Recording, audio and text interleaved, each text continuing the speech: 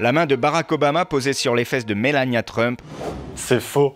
L'image originale a été retouchée. Le selfie de l'astronaute Thomas Pesquet au-dessus de la France. C'est faux. Un photomontage plutôt, réalisé par l'artiste allemand Robert Jans.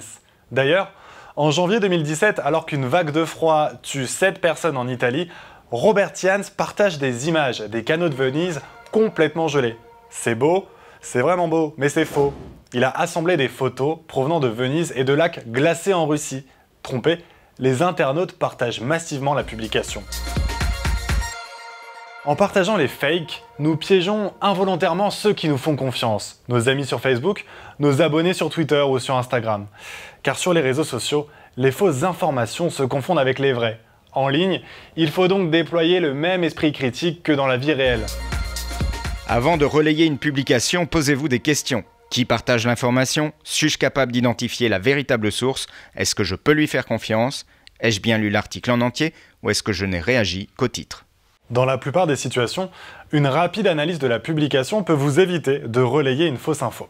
Reprenons ensemble l'exemple des canaux gelés à Venise. Et regardez bien l'image, elle a été retouchée, on dirait presque un extrait de la Reine des Neiges. Mais Venise a bel et bien été gelée.